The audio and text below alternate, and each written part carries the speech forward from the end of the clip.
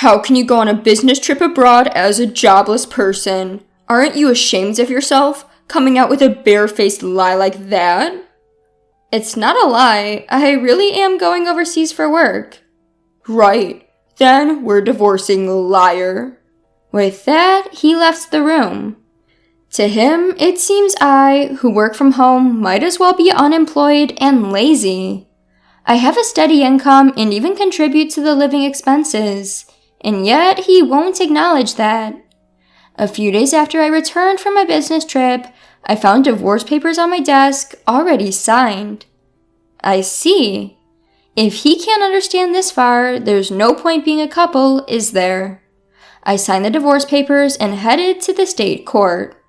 My name is Hannah Robinson, 29 years old. My husband's name is Jake, 30 years old. We started dating in college and got married when I was 25. We were more like best friends than lovers, and we always spoke our minds. It might be a good thing, but sometimes things take an unexpected turn. For me, it happened when I discussed my dream with him. My dream is to run an online imported goods store. The opportunity came during my part-time job at a boutique when I was a student. Having always liked foreign designs, I was attracted to the charm beyond my part-time job. After graduating from college, I aimed to open my own store and became a full-time employee at my part-time job. Even as a full-time employee, I could not give up my dream. I really want to have my own shop. Surrounded by my favorite foreign goods, I want to deliver them to my customers. My parents and friends gave me warm words like good luck and you will surely succeed. Jake will definitely understand my dream and support me. So I tried to bring up the topic subtly to Jake when he returned from work. Hey Jake, I've been talking about opening my own shop for a while, right? About that. Oh, not this again. It's not going to work if you do it on a whim. You should quit. Why would you say that? It's not a whim. It's something I've been thinking about for a long time. Impossible is impossible. Life isn't as sweet as you think it is. There's no need to be so harsh. Why do you always negate everything from the get-go? I raised my voice without thinking, my thoughts cavalierly dismissed. My husband Jake gives me a scornful glance, his voice ice cold. Then tell me, what's your plan if this venture of yours doesn't take off? I don't expect it to be successful right off the bat. And what about your income until then? The rent and living expenses we're splitting now. You're telling me I have to cover it all, right? No, that's not what I'm thinking at all. I have some savings for the initial investment, and I'll make sure to pay the rent. Oh, really? Then do as you please. But if it doesn't work out and you regret it, it's not my problem. Every time I bring up going independent, Jake always becomes irritable. The reason is simple, because my income would become unstable. The import shop I work at is well situated, and we have a wide customer base, so we get many customers. Thanks to that, my income is fairly high, nearly the same as Jake's, who works as an office worker. In fact, it might be a bit higher. That's why I've been covering meals when we go out and paying a little more for the rent. My decrease in income is something Jake simply cannot tolerate. At first, he says things like, "Why rush things?" and "You should take your time and prepare," in a kind tone. Now, however, he has no qualms about breaking my spirit. Even so, I did not give up on owning my own shop. No matter how much Jake opposed, I prioritized fulfilling my dream. As a result, I overcame his opposition, and at the age of 26, I started an online boutique.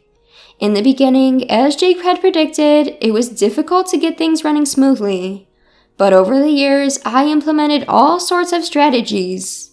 I utilized the nature of the online shop, outsourcing to well-known e-commerce companies, promoting on social media, and doing all I could. Thanks to these efforts, a year after going independent, I was able to secure a steady income. From there, I expanded the customer base and product range, and now the annual sales have reached $300,000. Because Jake was so against it, I never spoke about the sales. I assumed he wouldn't be interested anyway. Of course he never asked. Still, he never fails to remind me about the rent and living expenses. I had always just given him the money he demanded without any fuss and kept any work-related conversation as non-controversial as possible. But then, one day, something happened. I received this message in the DMs of my online shop. I'm a regular customer of your shop. I was wondering, in addition to the international knickknacks, could you also sell furniture? Actually, there had been numerous requests for me to add furniture to my offerings. However, unlike selling knickknacks, selling furniture online can be quite difficult. Furniture tends to be more expensive, and factors such as the material are also important. Even though I had worked in an import shop before, there are risks involved in sourcing furniture sight unseen and selling it. So I decided to call my old boss at the import shop to discuss the matter. Hello, is this the manager? I have something I want to discuss with you. As soon as the manager, Maggie, recognized it was me, she sounded genuinely excited. Hannah, it's been a while. If there's anything I can do to help, just let me know. Well, I've had some requests to sell furniture in my online shop. Furniture? That sounds like a challenge. So, I was thinking of checking out the actual items before selling them. How did you source your items, Maggie? I see what you're saying. I can definitely help with that. Maggie, who had connections with overseas suppliers from before, offered to contact one of them and arrange for them to provide furniture to my online shop. Thanks to my long-standing relationship with Maggie, the overseas supplier was happy to comply. With Maggie's suggestion, I decided I would travel abroad to source the furniture. However, I couldn't just go abroad without telling my husband. So that night, I broached the subject with him. Jake, about the week after next, would it be okay if I was away for about a week? A week? Why so long? Well, you see, I might have to go abroad for work with Maggie from the shop I used to work at. Huh? Abroad? If you're going to lie, at least make it believable. What? My husband pointed at me, his expression one of mockery. You're going overseas for work. You're practically unemployed. What are you even talking about? What? Wait a minute. You know I run an online shop, right? This trip abroad is for sourcing items for the shop. So you think I'll just believe you if you tell a work-related lie? Are you stupid? Your little amateur shop. There's only so far it can go. Think what you want, but right now, our sales are decent and our customers are increasing steadily. This time, it was because of a customer's request. You're too persistent. Anyway, I won't allow you, practically a shut-in, to leave home for a whole week. With a beer in hand, my husband stomped off to the bathroom. A deep sigh unconsciously escaped from my lips. Why can't he try to understand? His reaction is too harsh, just because he doesn't approve of my work. But I can't just go abroad without his permission. I must persuade him at any cost. Although I was hesitant to continue the discussion, I couldn't ignore the issue. The next day, when my husband came back from work, I spoke to him again. Jake, about yesterday's discussion. Look, I'm tired. I don't have time to indulge in your lies. Lies? I'm only speaking the truth. An unemployed person going on a business trip abroad. You're quite good at lying. I'm not lying. I really have to go abroad for work. At that moment, as I grabbed his arm to plead with him, he looked down at me as if to mock me. Oh, really? Then liars get divorced. Divorced? What are you saying? You know, I really can't stand liars, especially pointless people like you who are always trying to show off your success. I didn't mean... Shut up. You just want to use a lame excuse to go on a vacation abroad. I bet your boss is a man too, right? Divorce. I'll make sure to demand property division. Saying this, he stormed out of the room. At that moment, a furious rage swelled up within me, making my veins pop. Who does he think he is? He looks down on me just because I work from home. He only wants to feel superior. Enough is enough. If he wants it that way, then I'll do as I please. From then on, I stopped seeking his permission for my actions and decided to go on my business trip abroad. 2 weeks later, as scheduled, I headed overseas with Maggie. We went directly to our UK suppliers where we inspected the furniture and accessories that I would sell in my boutique.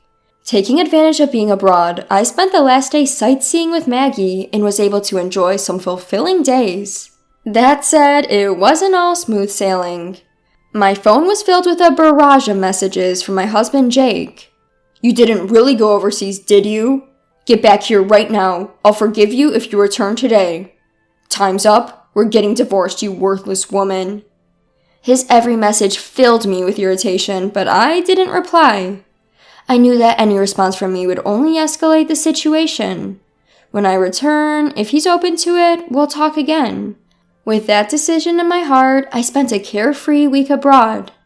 The business trip was over, and I bid farewell to Maggie at the airport and set out on my return journey.